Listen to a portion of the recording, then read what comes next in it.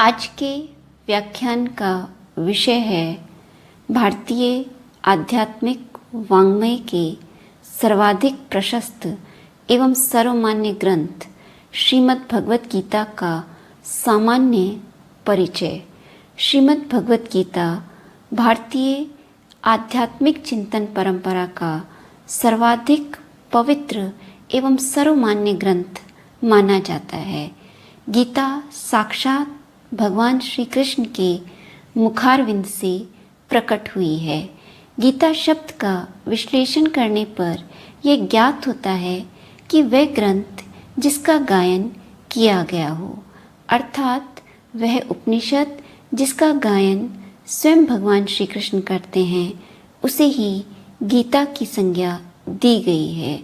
गीता मूलतः महर्षि वेदव्यास के द्वारा विरचित महाभारत नामक महाकाव्य के भीष्म नामक पर्व में अध्याय 25 से 42 तक संग्रहित है। महाभारत नामक महाकाव्य से इसे पृथक कर इस पर भाष्य लिखने का श्रेय आदि गुरु शंकराचार्य जी को है। 8वीं शताब्दी में आदि गुरु शंकराचार्य जी ने गीता को महाभारत नामक महाकाव्य से बाहर लाकर इस पर भाष्य लिखने की परंपरा का शुभारंभ किया। गीता ज्ञान, भक्ति और कर्म की त्रिधारा को स्वयं में समाहित किए हुए हमें समत्व योग का संदेश देती है।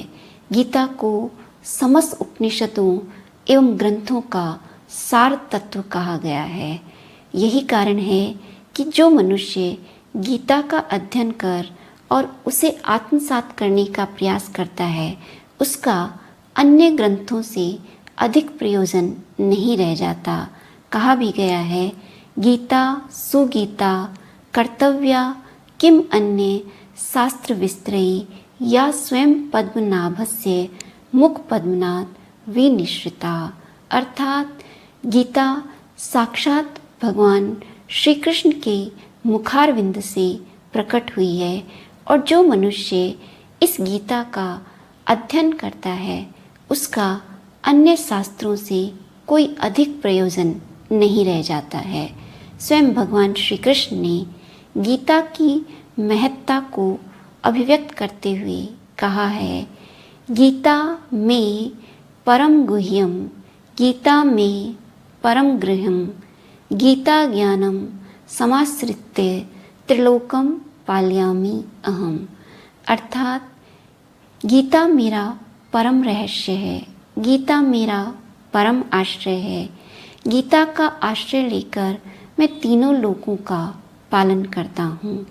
गीता न केवल मानवीय जीवन के लौकिक आयामों का स्पष्टीकरण करती है, अपितु गीता में मानवीय जीवन के लौकिक एवं आध्यात्मिक जीवन के समन्वय के द्वारा मानवीय जीवन के आध्यात्मिक उन्नयन का मार्ग प्रशस्त किया गया है। ज्ञान, भक्ति एवं कर्म की त्रिधारा को स्वयं में समाहित किए हुए गीता प्रवृत्ति एवं निवृत्ति दोनों विचारधाराओं में समन्वय का एक अनुपम उदाहरण है। भारतीय चिंतन परंपरा में दो प्रमुख विचारधाराएं प्रचलित रही हैं, एक प्रवृत्ति प्रधान विचारधारा, दूसरी निवृत्ति प्रधान विचारधारा। प्रवृत्ति प्रधान विचारधारा में कर्मकांड की प्रधानता है और जो मनुष्य की लौकिक उन्नति को ही प्रमुख मानते हुए इस भौतिक जगत के संसाधनों का और सुखों के अधिक से अधिक भोग पर बल देती है, जबकि निवृत्ति प्रधान विचारधारा संन्यास की ओर मनुष्य को उन्मुख करती है। निवृत्ति प्रधान विचारधारा मनुष्य के आत्मज्ञान के लिए या उसके मोक्ष के लिए उसे समस्त संसार को त्याग कर वैराग्यमय जीवन से युक्त होकर संन्यास के लिए प्रेरित करती है। किंतु भगवान श्री कृष्ण ने श्रीमद् भगवत गीता में प्रवृत्ति एवं निवृत्ति इन दोनों ही विचारधाराओं में समन्वय कर मानवीय जीवन के लौकिक कल्याण के साथ साथ उसके आध्यात्मिक उन्नयन का मार्ग भी प्रशस्त किया है। गीता मानवीय जीवन के समस्त आयामों को स्पर्श करते हुए मनुष्य के लिए एक कर्तव्य शास्त्र के रूप में हमारे समक्ष इसकी महत्ता व्यक्त होती है। गीता को कर्तव्य शास्त्र की संज्ञा भी दी गई है। गीता मनुष्य को उसके कर्तव्य का ज्ञान कराकर उसके जीवन में नैतिक मूल्यों की स्थापना करते हुए उसके जीवन के परम लक्ष्य आध्यात्मिक उन्नयन अर्थात मोक्ष का मार्ग प्रशस्त करती है। गीता को प्रस्थान त्रयी में प्रमुख स्थान दिया गया है।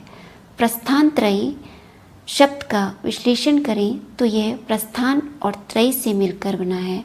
प्रस्थान अर्थात गमन या जाना, त्रयी यानी तीन, अर्थात वे तीन आधार जिनके माध्यम से गमन करके मनुष्य अपने किसी आध्यात्मिक मत का समर्थन करता था, उन्हीं ग्रंथों को प्रस्थान त्रयी की संज्ञा दी गई है। प्रस्थान त्रयी में तीन प्रमुख ग्रंथों का समावेश किया गया है। प्रथम है उपनिषद, द्वितीय है ब्रह्मसूत्र और तृतीय है श्रीमद् भगवत गीता।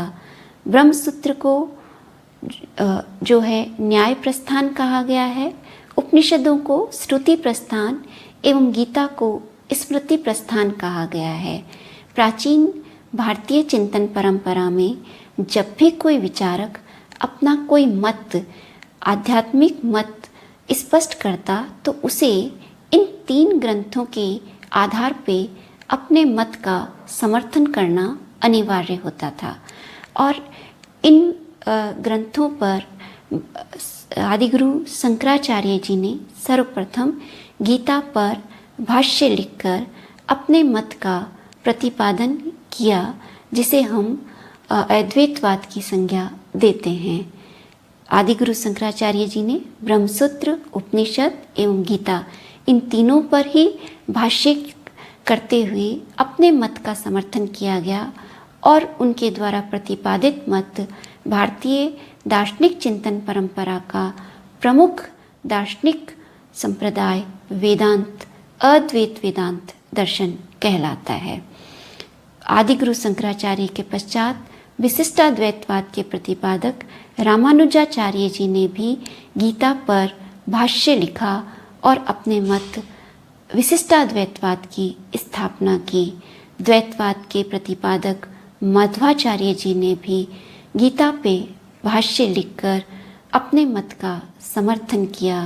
द्वैताद्वैतवाद के प्रतिपादक निम्बार्काचार्य जी एवं शुद्धाद्वैतवाद के प्रतिपादक वल्लभाचार्य जी ने भी गीता पर भाष्य लिख के अपने मत का समर्थन किया।